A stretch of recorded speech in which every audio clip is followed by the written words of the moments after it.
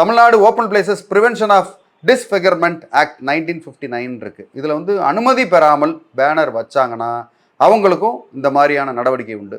இது தவிர சென்னை மாநகராட்சி சட்டம், அதே மாதிரி ஒரு மாநகராட்சிக்கும் ஒரு சட்டம், இதே மாதிரி சிமிலர் சட்டம் உண்டு. அதில் பேனர் அனுமதி இல்லாமல் வைக்கும் பட்சத்தில் யாருக்கும் தொந்தரவு இல்லாத ஒரு இடத்துல தான் பேனர் வைக்கணும். அப்படி வச்சாலும் பாதுகாப்பாக இருக்கணும். காற்றடிச்சாலோ இல்லை வேறு ஏதாவது இருந்தாலோ அதுக்குன்னு ஒரு சில நாம்ஸ் இருக்குது. அந்த நாம்ஸை வந்து ஃபாலோ பண்ணல, அந்த அதிகாரி வந்து இவங்களுக்கு வந்து தேவையில்லாம் பர்மிஷன் கொடுத்துட்டாங்க அப்படின்னா அதுக்குண்டான நடவடிக்கையை கண்டிப்பாக எடுப்பாங்க. இது வந்து சுப்ரீம் கோர்ட்டுடைய ஒரு ஆர்டரே இருக்குது. இந்த பேனர் சம்மந்தமாக சுப்ரீம் கோர்ட் வரைக்கும் போய் எப்படிலாம் வைக்கணும் அதுக்கு உண்டான சட்டத்திட்டங்கள் இருக்குது. அந்த சட்டத்திட்டத்தின் உட்பட்டு தான் பண்ண முடியும்.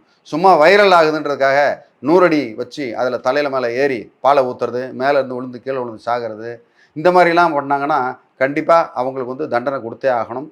சட்டங்கள் வந்து கடுமையாக இருந்தாலும் அதிகாரிகள் வந்து அதை நடவடிக்கை எடுக்கணும். எடுத்தால் தான் இவங்க திருந்துவாங்க, இல்லைன்னா திருந்தவே மாட்டாங்க. அது மாதிரி இதை போல் வேறு ஏதாவது பிரச்சனைகள் இருந்தாலும் பொதுமக்களும் அதை வந்து ஆட்சேபிக்கணும்.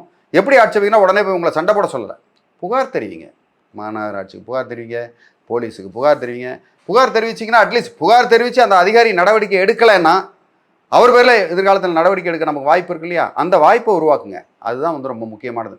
ஏன்னா நான் போய் எதுக்கு பண்ணணும்? அவங்க பெரிய ஆள், பெரிய நடிகர், அவருக்கு முன்னாடி பண்ண முடியுமா?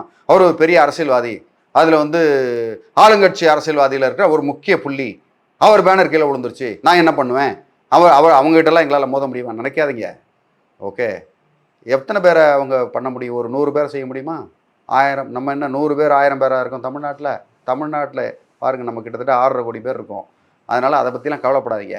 ஓகே, மக்கள் நலன் முக்கியம் அப்படின்னு நினச்சி நீங்கள் புகாரை தைரியமாக தெரிவிக்கலாம்.